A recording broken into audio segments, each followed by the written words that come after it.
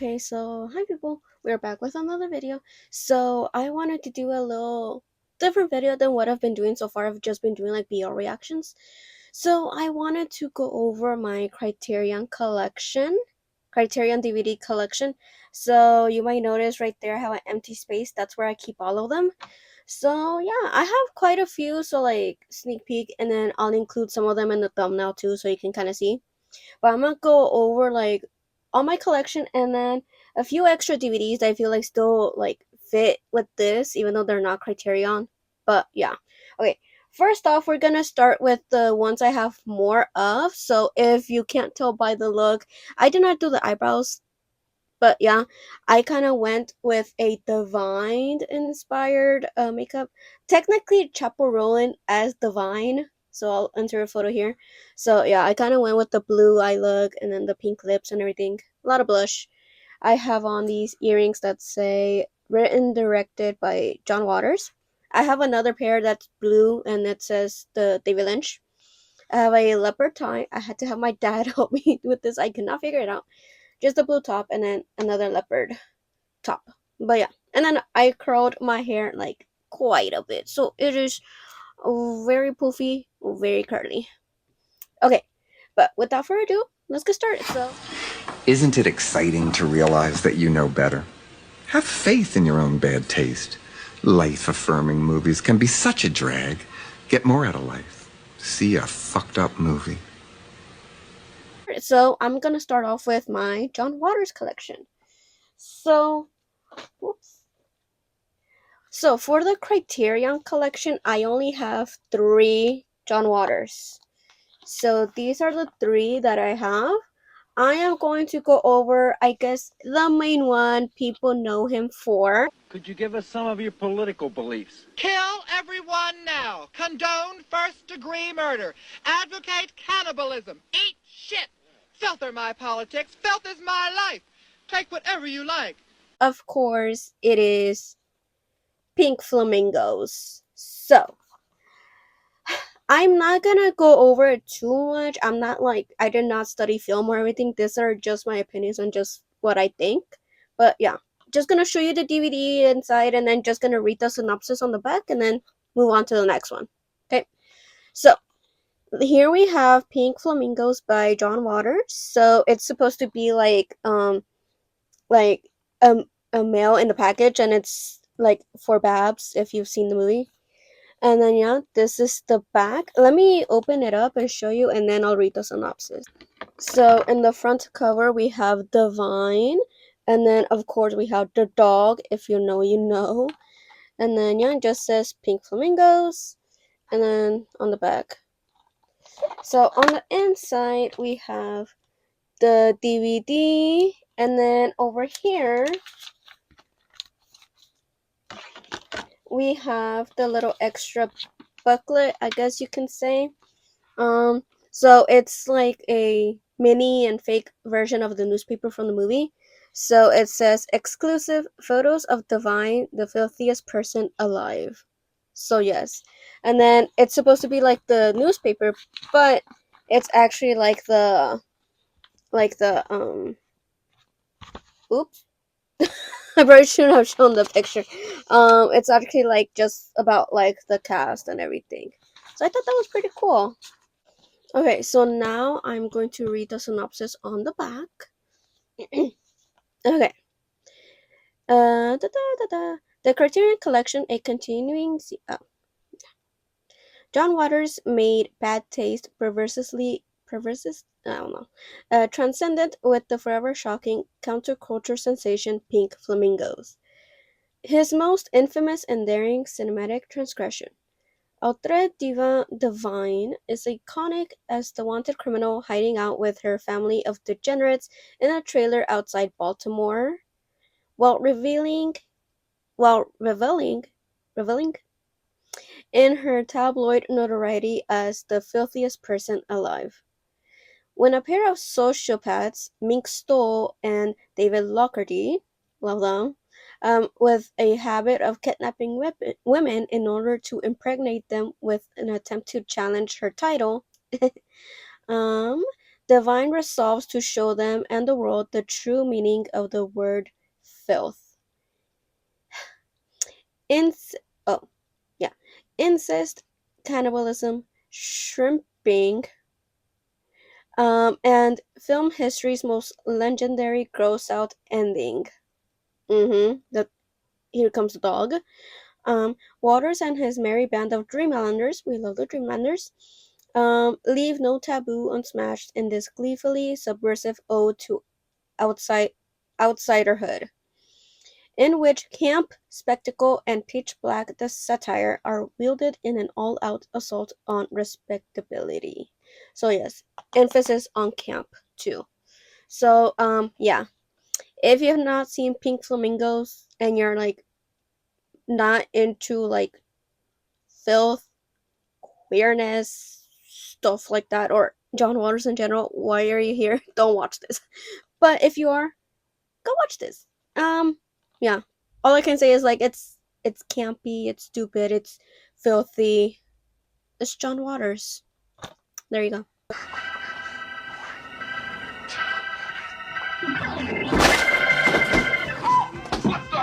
Coitus interruptus?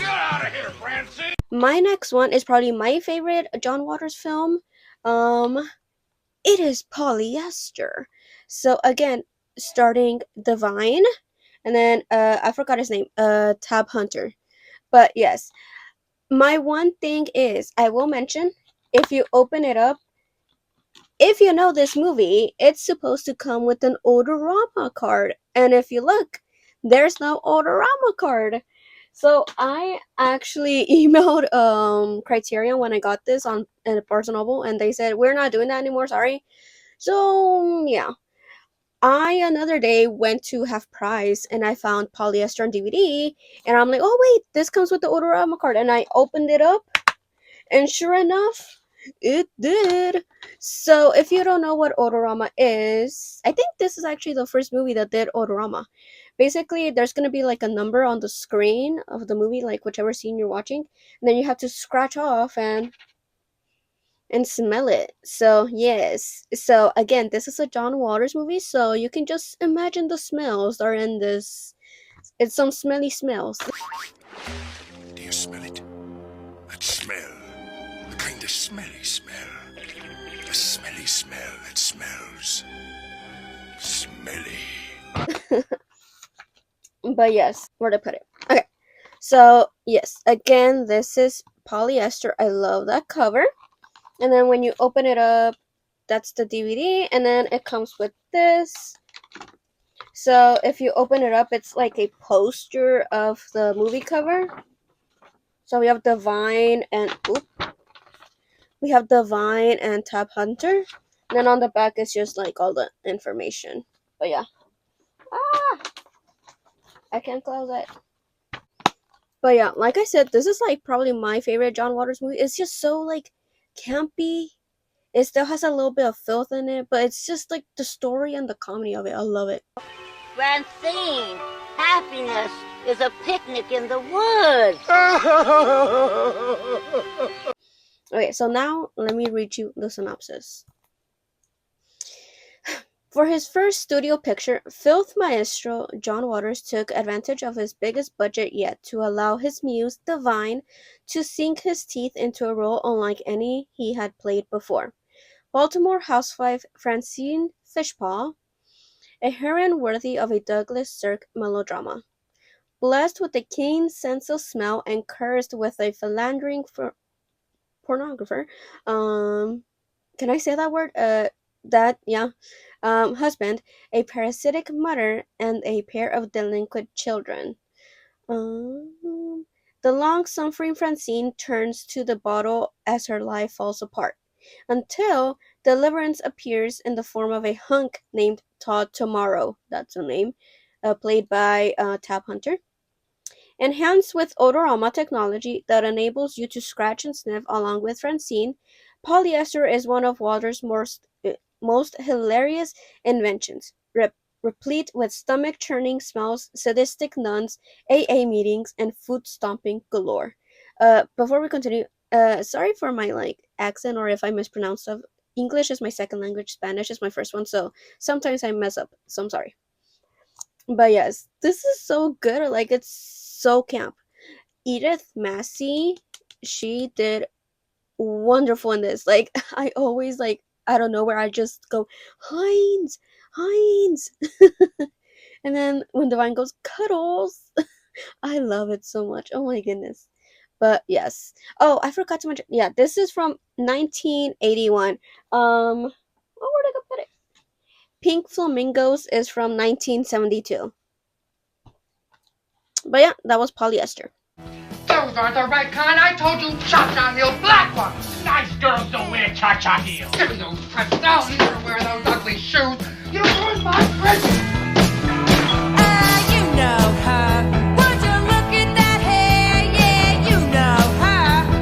Check out those shoes. She looks like she stepped out of the middle of somebody's cruise. As John Waters' Criterion, it is actually Female Trouble. So I actually finished this last night. So I left it like midway months ago, and then I'm like, let me rewatch it again. So I finally finished it yesterday, and it's pretty good. Do I like it as much as like his other movies? No, I watched this and Multiple Maniacs, but Multiple Maniacs is on HBO Max, so I was able to watch it there. I'm like, okay, this is good. This I could not find anywhere, so I actually just bought the Criterion so I can watch the movie, and it was good. It was good. I don't know, maybe I need to rewatch it again, but yeah. So again, it stars Divine, of course. There she is. And then when we open her up, ignore how it has the nanny. I forgot to take it out of my DVD player, and I switched it out with the nanny because I was watching that. So yeah, I guess the nanny is John Waters. Hello. The nanny is one of my favorite TV shows. But yes, so this is the booklet. So it's actually just a booklet. So it has like pictures, it has the cast, has the cast and everything. So it's just more information and everything. But yeah. Okay, so and then this is from 1974. So let me read you the synopsis. Glamour has never been more grotesque than in Female Trouble, which injects the Hollywood melodrama with anarchic decadence. I'm sorry. Divine director John Waters' larger-than-life muse engulfs the screen with charisma as Dawn Davenport, the living embodiment of the film's lurid mantra, crime is beauty, who progresses from a teenage nightmare hellbent on getting cha-cha heels for Christmas to a famed monster whose egonomical impulses land her in the electric chair. Shot in Waters' native Baltimore on 16mm, with a cast drawn from his beloved troupe of regulars, the Dreamlanders, including Mink Stoll, David Lockery, Mary Vivian Pierce, Edith Massey, and Cookie Mueller. This film, the director's favorite of his work with Divine, comes to life through the tinsel-toned vision of production designer Vincent Peranillo and costume designer makeup artist Van Smith. An endlessly quotable fan favorite, Female Trouble offers up perverse pleasures that never fail to satisfy. So yes, that is Female Trouble. Did I mention 1974? And then the other, I guess, DVDs, because they're not Criterion Collection, but I still wanted to throw them in there just because why not? It's my video. Hello. So I have two other John Waters films. I still want more, but I can't find them. Like I want to get them at half price, or like I don't want them used unless it's like Criterion Collection. So like I mentioned before, I did get a polyester on DVD just because it did come with the Odorama card. Are you a serial killer? Chip, the only cereal I know anything about is Rice Krispies. I do have I got this most recently. I found it at half price. I have Serial Mom that stars, does it say? Kathleen Turner. So here we have her. And then it stars another baby Matthew Lillard. Okay, and Ricky Lake. Hello. But yeah, Serial Mom. It's exactly what it is. It's a serial killer mom. But in a campy John Waters way. So let me read you the synopsis. So I'm just gonna leave it like that, and I'm just gonna read the back. Okay. So Beverly Stupin seems like the perfect happy house, homemaker. A loving dentist husband Eugene and their two healthy kids Misty and Chip. The Sutpin family is as American as apple pie. The only problem is there seems to be a worm in this particular apple.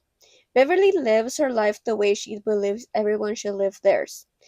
It's those little rules of social etiquette and handy household cleaning tips that make all the difference. Flossing is good for strong, healthy teeth. Recycling is good for the environment. Being polite to your neighbor is good for the community.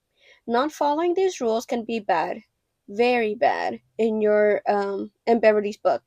And like anyone who's a little upset, there are times Beverly just wants to kill someone, as one does. Don't quote me. In fact, maybe she has, which is why the police are going through her garbage and the newspapers are calling her serial mom. Beverly's arrest comes as some surprise to Eugene and the kids, but the hilarious and predictable comedy that follows will come as to no surprise to people who love wholesome family movies hard boiled. That's a sentence.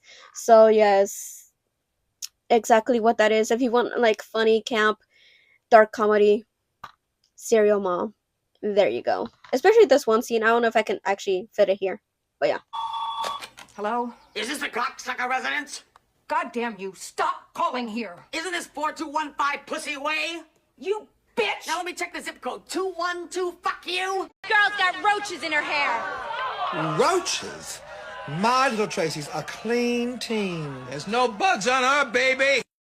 Okay, the last movie I actually have physical is another one of my favorites. Like I grew up obviously I grew up in like in the 2000s, early 2000s. I'm a 99 baby. Don't put me with the other generation.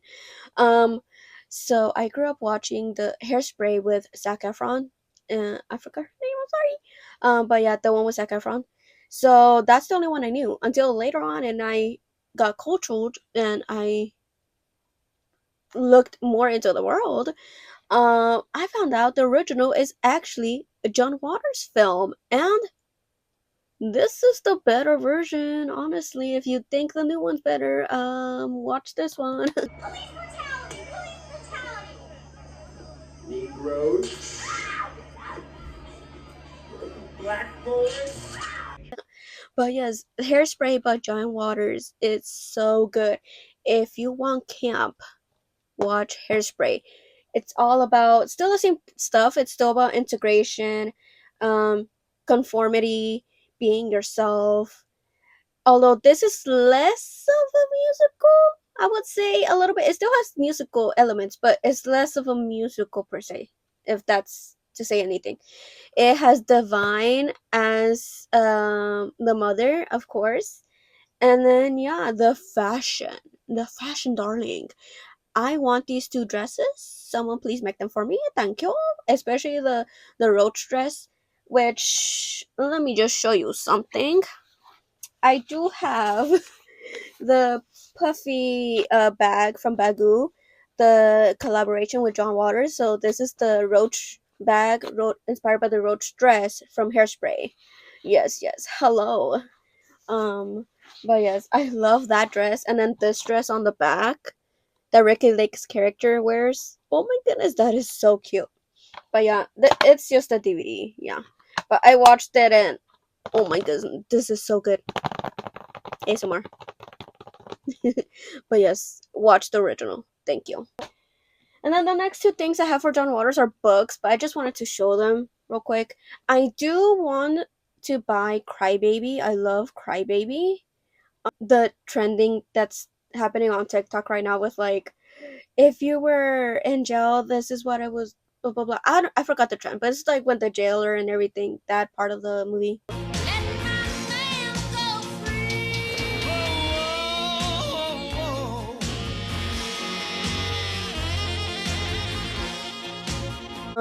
I like I said, I have watched multiple Maniacs, but I just don't have it. And then I forget what else I've watched, but I know I haven't watched what is it called, the Dirty Dozen or something, and Cecil Beat Demented. I still need to watch those, but yeah, they're on my list. And then before we wrap up, I just wanted to show this photo I found. It is so funny because if you've heard his like podcast or read his books and stuff, you would know that like now rewatching like Alvin and the Chipmunks, hello, and you're like, wait, that's a cameo from John Waters. Why is he here? And then with Alvin saying, "Oh, I've seen pink flamingos and stuff," and I'm just like, what? But then after listening to his books and podcasts and stuff, it makes sense because if you know, Matthew Gray Gubler, who voices Simon, is friends with John Waters. And if you know John Waters, you know he grew up having a crush on Alvin from Alvin and the Chipmunks. So that is why he is in this movie as a cameo. So I don't know, I just wanted to include that. That was funny. Okay, so firstly, I just wanted to go over. I have this book from John Waters. I don't have the original cover, but yeah, have shock value. I started to read it. I'm not that far in. I'm maybe like halfway, but yeah, it is very interesting. So yeah, if you want to know more about John Waters, read that. I also have another one. I'm too lazy to get it. It's a Liar Mouth, so I haven't read it yet. But yeah, the next thing is like the peer. What do you call it? The Piers de Resistance, right? Oh well. Is this? I think it's part of the same collab, like the Academy Museum. So it is John Waters, the Pope of Trash. So yes, it is thick.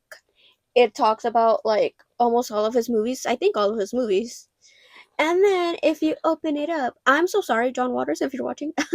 I one of his books or interviews or something like that, he did mention like he hates it when people go to his book signings and like they obviously he knows they're gonna be reselling the book because they just, can you sign this to this, not to their name, but like, can you write this, and then it's like obvious they're gonna resell it. So I'm so sorry. I got this before I found out about that, and I'm sorry. I wasn't the one that got it personally signed, so it's not me. But funny story with this is, if you're new to my channel, hi, I am engaged. Hello. And the story with that is, me and my fiance, we were just like at home watching, well, his home, watching a BL. Yes, I haven't watched my BLs. And I went to restroom and I come back and I see a gift on the bed because we're watching a show.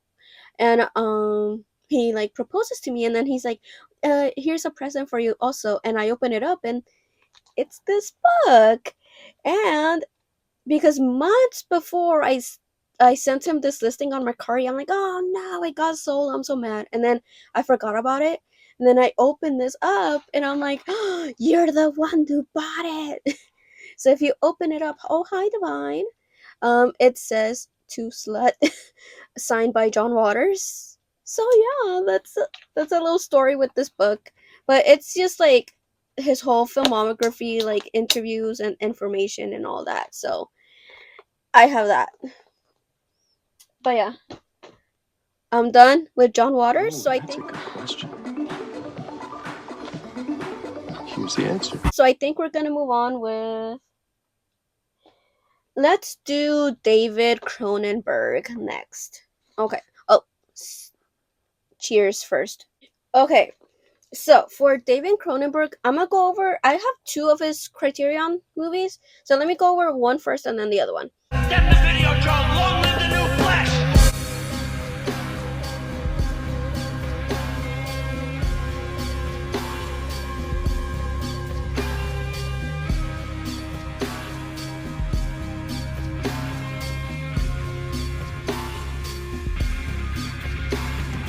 So firstly, I have the one and only 24 karat the boo boo. Sorry. I have Videodrome. So I watched it for the first time because I love them. They are gorgeous to me, and their aesthetic and everything. They're just like one of the most amazing people in the whole world. Blue Ghost on TikTok.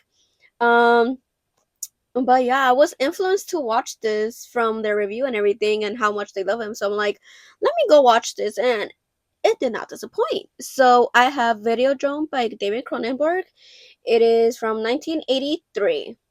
So yes, if you don't know, like with David Cronenberg deals with a lot of like body horror sensuality and stuff like that. So right up my alley. So when you open it up, it looks like a cassette or a DVD. What am I saying? This is not a DVD, it's cassette VHS. So it says "Long live the new flesh," and then when you open it, there's the I opened it wrong. There's the DVD, and then the little booklet. So the little booklet has just the info and pictures and stuff like that. But yeah. Alright, so let me read you the synopsis. When Max Wren goes looking for edgy new shows for his sleazy cable TV station, he stumbles across the pirate broadcast of a hyper-violent torture show called Videodrome. His attempts to unearth the program's origins send him on a hallucinatory journey into a shadow world of right-wing conspiracies, sadomac- sadomasochistic sex games, and bodily transformation. Starring James Woods, and Deborah Harry, Videodrome is one of the most original and provocative works from writer-director David Cronenberg, and features groundbreaking makeup effects by Academy Award winner Rick Baker. Wait, I didn't know that. Oh, I love Rick Baker. If you know me, I love special effects in TV and movies. Like, I'm an art teacher, but my dream job growing up, and still is, but oh well, was to be like a makeup artist in movies and TV. Like, I grew up watching the TV show Face Off.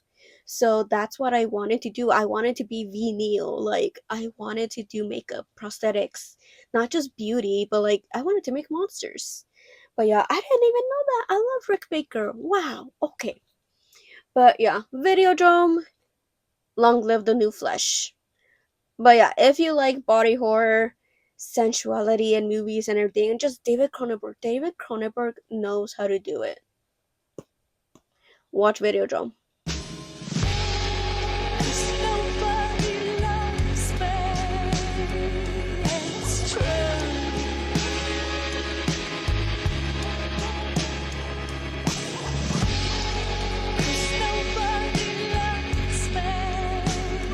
The next one I have for David Cronenberg, again, hi if you know me.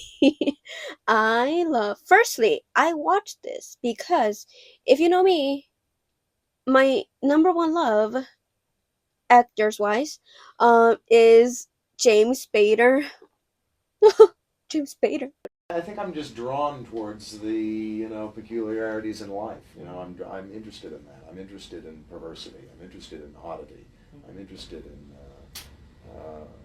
I'm curious about that. I'm curious about taboos.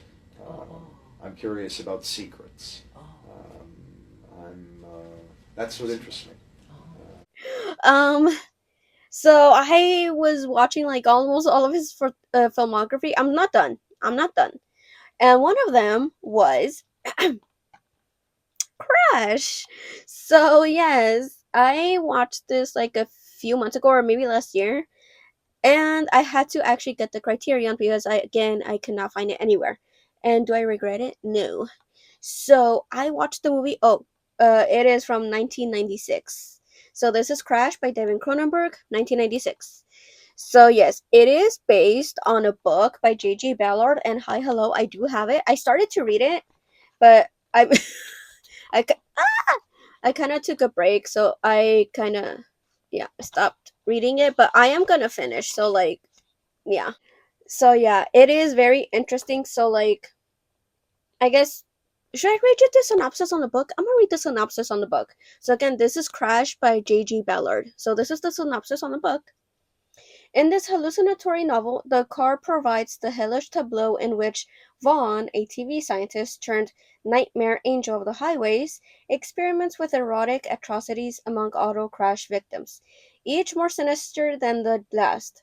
James Ballard, his friend and fellow obsessive, tells the story of this twisted visionary as he careens rapidly towards his own demise in an intentionally orchestrated car crash with Elizabeth Taylor. A classic work of cutting-edge fiction, Crash explores the disturbing potentiality of contemporary society's increasing dependence on technology as an intermediary in human relations. So yes. Oh, and then I forgot to mention, maybe I'll include this first. But I also obviously I watched this because of James Spader and because of this one clip from the Cannes film festival for this movie. So I'll include it here. This film is a very unconventional film, but one of the conventional things about it is that there's more female, well, let's put it this way, the women get more naked than the men, and I'm wondering why that is. Is it a contractual thing or an artistic thing? I don't actually think that's true. I think James is pretty naked in the film. I have to say. I don't want to get crass. The question that was asked of me is, why is there no male frontal nudity? And was that an issue, and was that a contractual thing? No, I don't think it was ever a question, really. I mean, I can address that. He can address that. I think that has more to do with geography than anything else. In most of the scenes, we were fucking, and when you're fucking, you don't see the penis.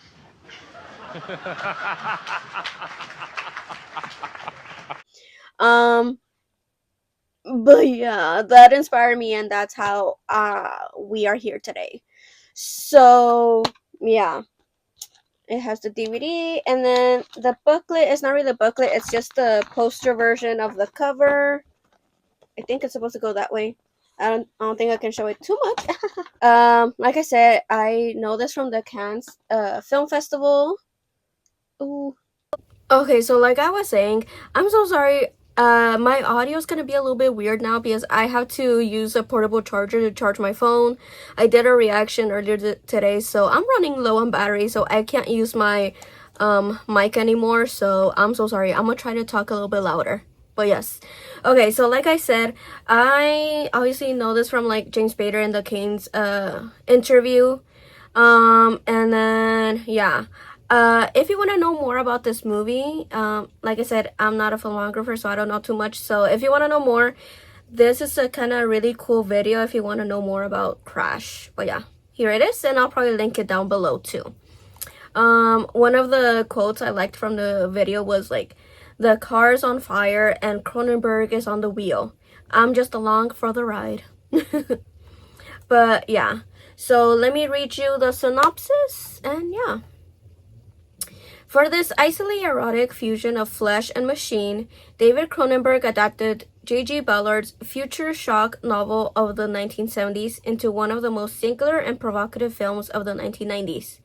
A traffic collision involving a disaffected commercial producer, James Spader, and an enigmatic doctor, Helen Holly Hunter, brings them, along with James's wife, Catherine, played by Deborah Kara Unger, together in a crucible of blood and broken glass. And it's not long before they are all initiated into a kinky, death-obsessed underworld of sadomasochistic car crash fetishes for whom twisted metal and scar tissue are the ultimate turn-ons. Controversial from the moment it premiered at Cannes, where it won a special jury prize for originality, for daring, and for audacity. The audacity. Crash has since taken its place as a key text of late 20th century cinema, a disturbingly seductive treatise on the relationships between humanity and technology, sex, and violence. That is as unsettling as it is mesmerizing. So basically, like masochism, mechanophilia, like it says here, sadomasochistic car crash fetishes. That's what it is.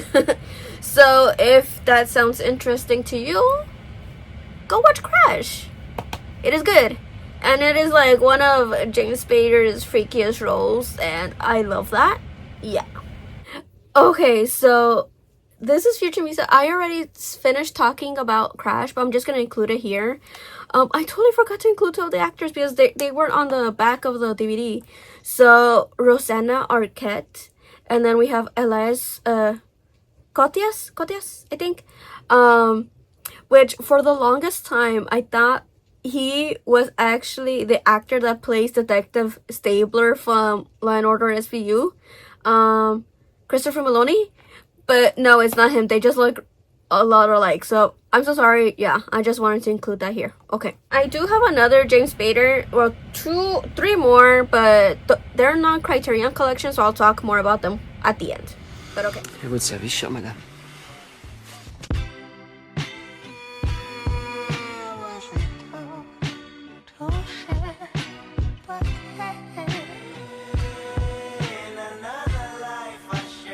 Okay, I think next we're gonna do this one. So I watched it for the first time, I think, during the summer, and I really liked it. Well, I liked it.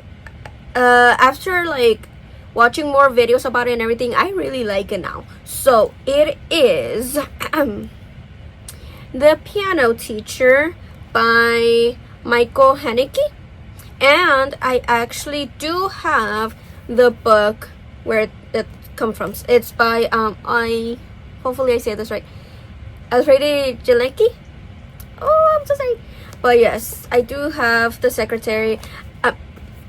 Spoilers for later on. I do have The Piano Teacher in book form. I haven't read it yet. I just have it, so maybe in the future. But yes, it is The Piano Teacher from 2001. It is a French movie, but it is so good. Again, if you want to know more about The Piano Teacher, I'll include this video here. It is really good. It talks about this and The Taxi Driver. I haven't seen The Taxi Driver, but I like the parallels and I like their perspective on The Piano Teacher. So I'll include it here and again in the description. So this movie basically deals with like fantasy versus reality.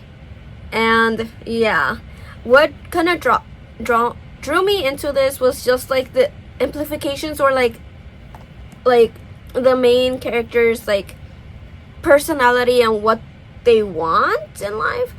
And then also this meme right here, it's Silent Hill, James Sutherland from Silent Hill 2, I think 2, where it's like the guy character, Benoit Magimel, I think. He looks a lot like the video game character of James Sutherland. So they're like, what did James do to my girl Erica? So from the movie. So I thought it was funny, so I'm like, let me watch The Piano Teacher. But yeah, okay, let me read you the synopsis. Wait, no, let me show you the inside. So here we have The Piano Teacher, and then the booklet.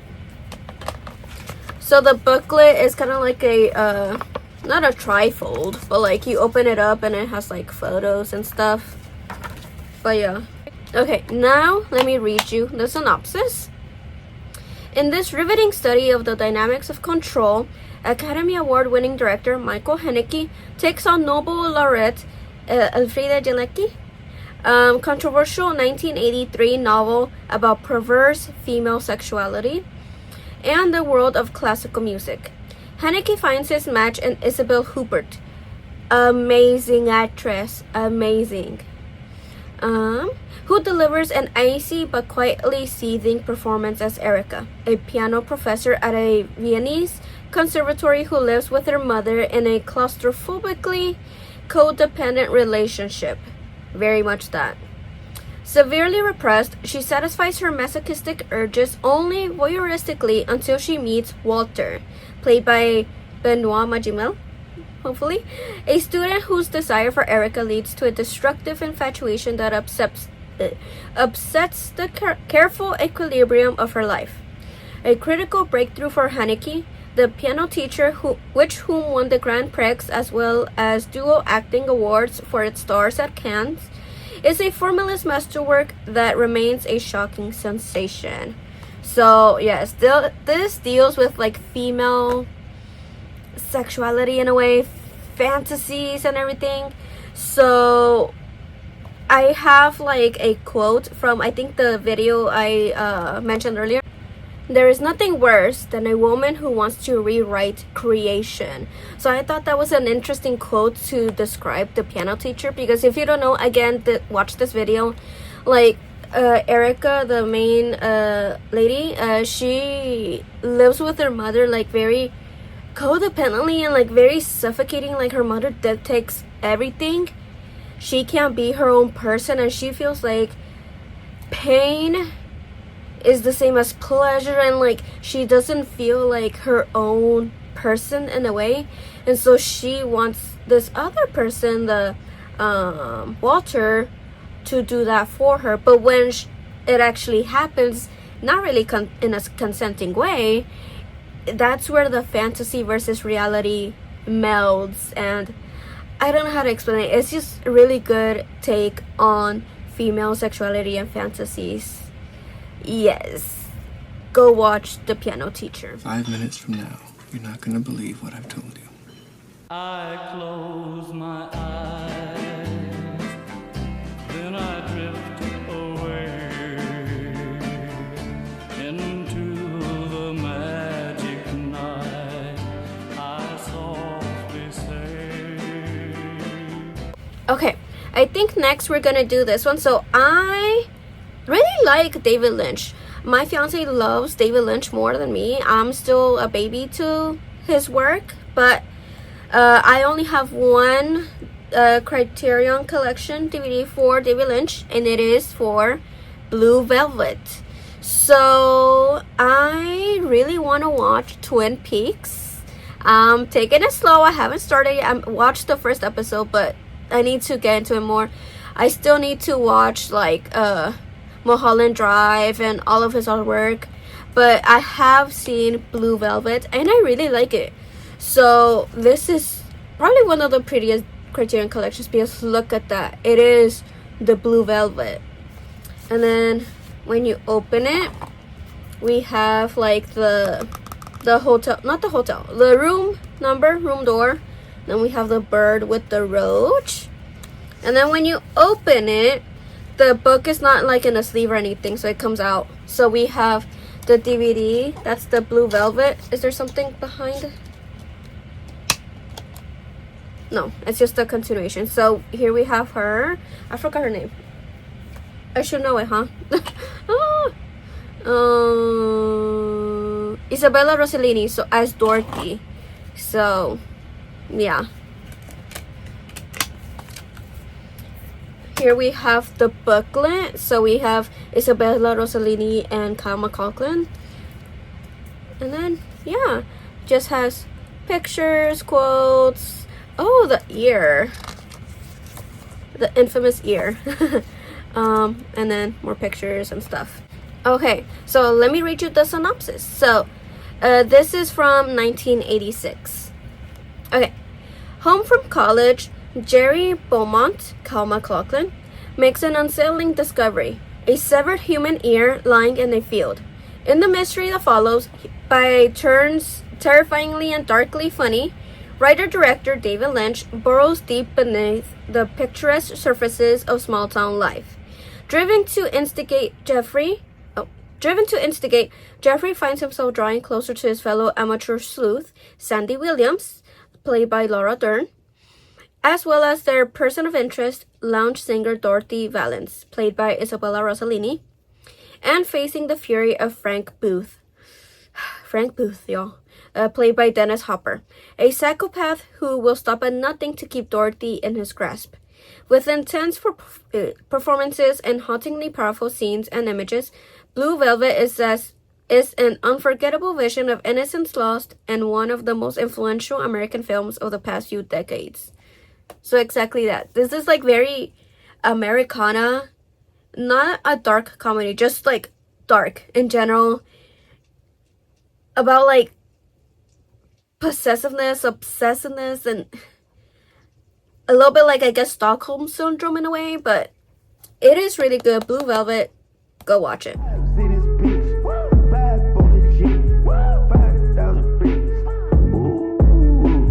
Okay, the next few movies I have here are like one-offs, so that's why I kind of left them for last. But yeah, okay. My first one is, if you know me, I love me some sapphic movies. So I had to get this. I had to. Hi, hello. It is Bound, starring Jennifer Tilly and Gina Gershon. Girl, when I tell you, like, if you don't know, I am a bi girly, even though I have a guy fiance, but I'm still for girls. But oh my goodness. Okay, firstly, Jennifer Tilly.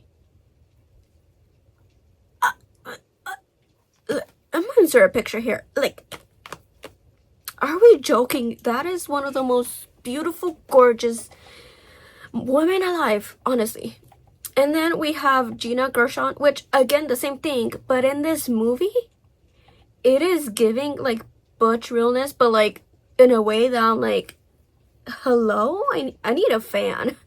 But oh my goodness, and their chemistry in this. Their chemistry. Oh my goodness. But yeah, this is Bound. It is from 1996. Oh, the same year as Crash. Wow, huh. So 1996. So yeah, let me show you the inside. So here we have the DVD. Hi, we have Rope. If you know, you know. We have the little booklet. Let me see what's behind. Oh my goodness, wait, I just saw this. So it's if you've seen the movie, we have Jennifer Tilly's character. There's a wall because it's a hotel. Not a hotel. What do you call that? Apartments. That's the word, apartments. And then we have Gina Gershon's character. So that is quite nice. So here we have the booklet. So if you open it, oh my goodness. Do you see that? Oh, wow. So it just has like photos and like more information and stuff. But yeah. Okay, so from my Crash section of this video, I mentioned that like the actor that's in that, Elias Corthias, I think that's how you say it. For the longest time, I thought it was Chris Maloney in the acting. So I'm like, wait a second, but it's not him. And I think maybe I just got it confused because Chris Maloney's in this. He's a Detective Stabler from Law and Order SVU. But yeah, I don't know. I just wanted to mention it. Okay, so this is from 1996. Let me read the synopsis.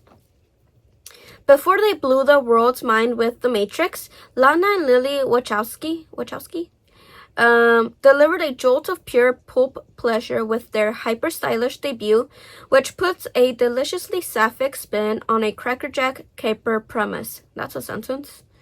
When Butch plumber Corky, played by Gina Gershon, catches the eye of alluring femme fatale Violet, played by Jennifer Tilly, little does she know she's about to be drawn into both a torrid affair and a high-stakes heist that will pit the pair against the mob. With crackling dialogue, luscious noir cinematography, and live wire performances by Gershon, Tilly, and Joe Pantoliano, Bound is a genre reimagining joyride that keeps both the tension and the erotic heat rising through each crazily careening twist. What does that word? That's the second time I read that. But yeah.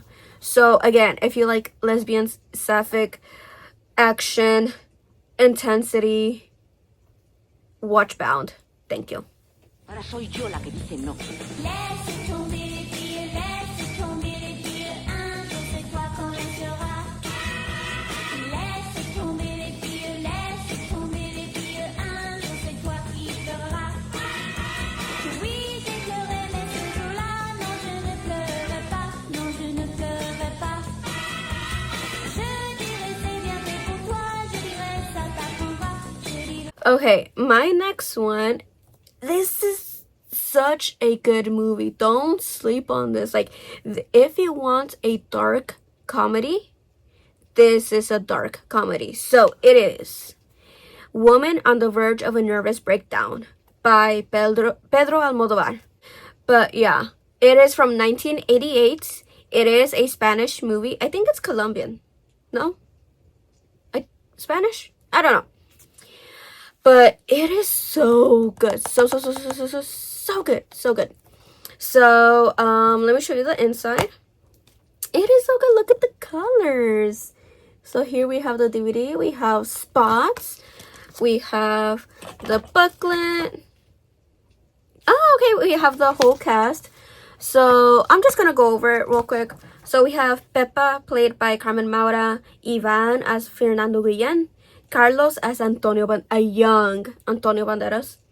Lucia as Julieta Serrano, Marisa, hi, that's me, that's my first name, as Rosy de Palma, Candela as Maria Barranco, Paulina Morales as Kitty Manver, the taxi driver, he's so funny, as Guillermo Montesinos, the doorman as Chus Lamprave, Lucia's father as Yayo Calvo, secretary as Loles Leon, policeman 1 as Angel de Andres Lopez, and policeman 2 Jose Antonio Navarro. So yeah, okay, it is Spanish. It is from Spain. So not Mexico. I'm from Mexico, but this movie is from Spain. So yeah, it is just a lot of information, and then we have all the little clippings. This is so good. Like, this is a movie I can like rewatch. But yeah, I saw this edit. I'll probably include it like the beginning before this section. I saw that edit and I'm like, wait a second, this looks really good. And then I watched it and I'm like, wait. So yeah, woman on the verge of a nervous breakdown. That is basically the movie. So it follows like a 1, 2, 3 women, mostly on one, and just on like how like one thing after another. There's a lot of coincidence and everything, and it's just like a lot of breakdowns. It's just like, yeah. So let me read you the synopsis. Melding melodrama with screwball farce, this Academy Award nominated black comedy was Pedro Almodovar's international breakthrough and secured his place at the vanguard of modern Spanish cinema. Continuing the author's exploration of the female psyche, Women on the Verge of a Nervous Breakdown tells the story of Pepa, played by the director's frequent collaborator Carmen Maura, who resolves to kill herself with a batch of sleeping pill laced gazpacho after her lover leaves her.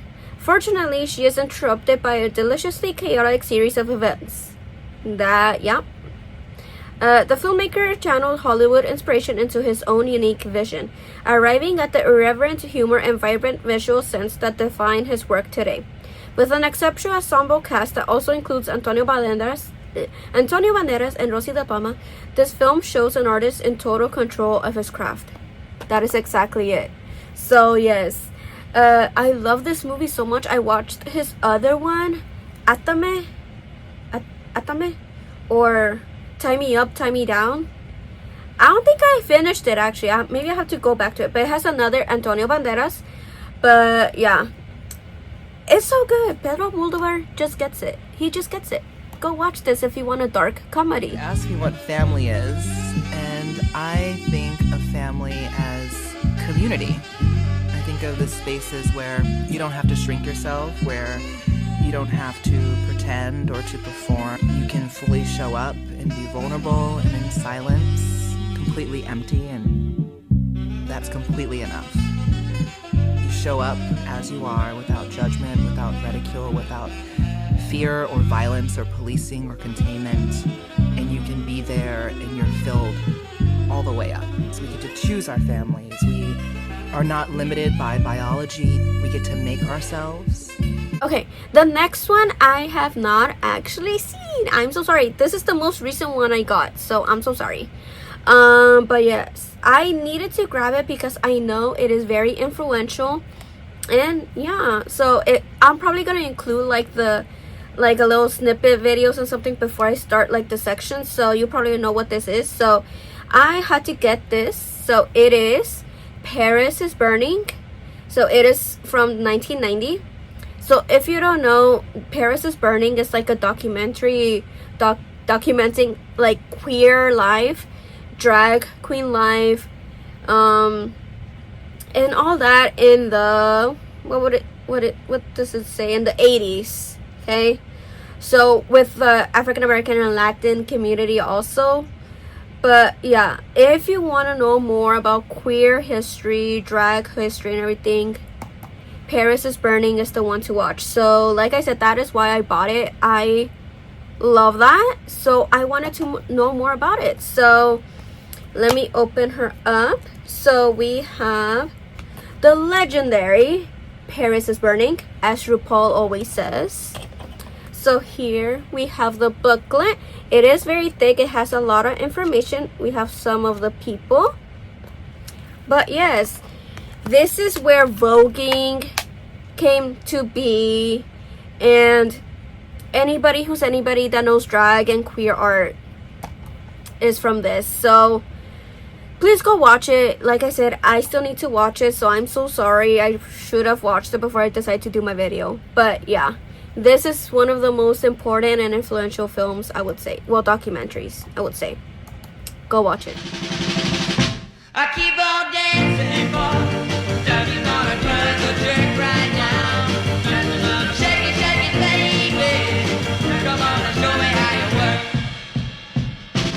Now you're in motion for. Don't you wanna do the locomotion, yeah? Don't hurry me away. Shake it to the rhythm, yeah. What I do to my brother? Okay, my last one, you will probably think it comes out of left field.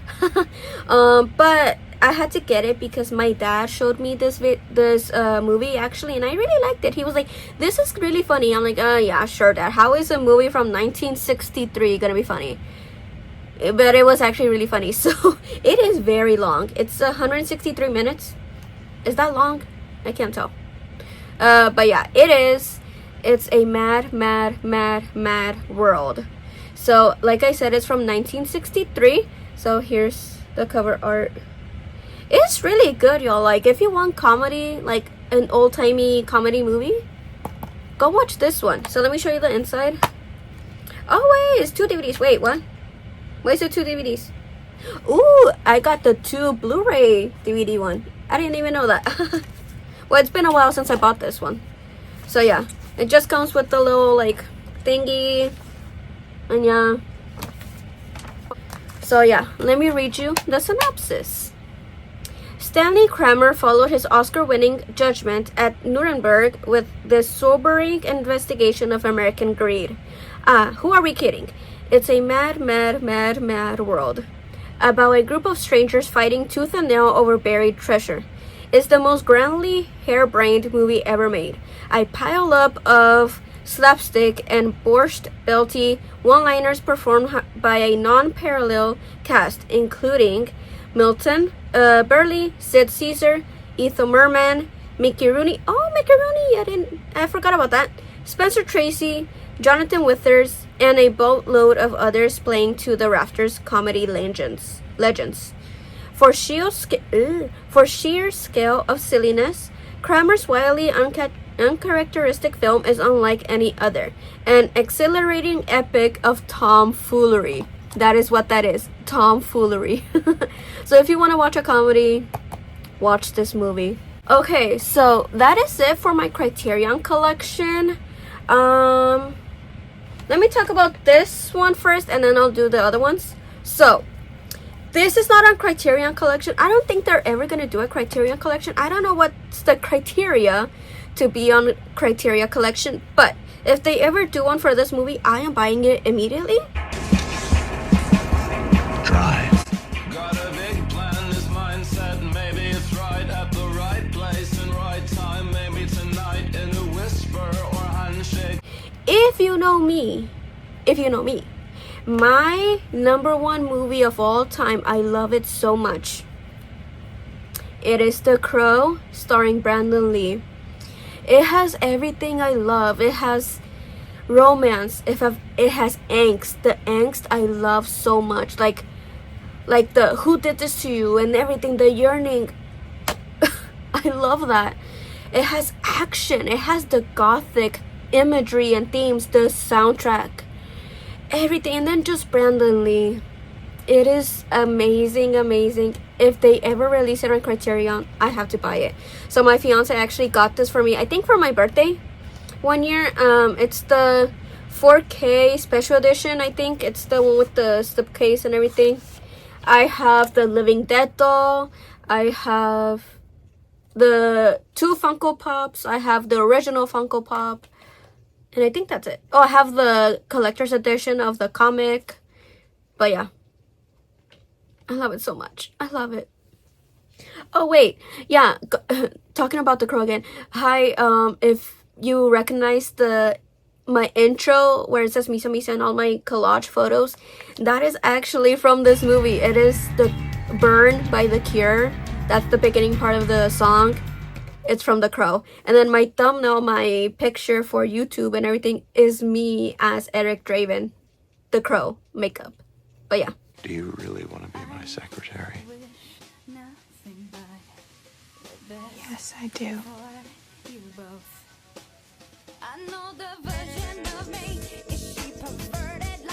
Okay, so going back to my crush section, if you remember, I said I love James Spader, so I was gonna talk about it at the end.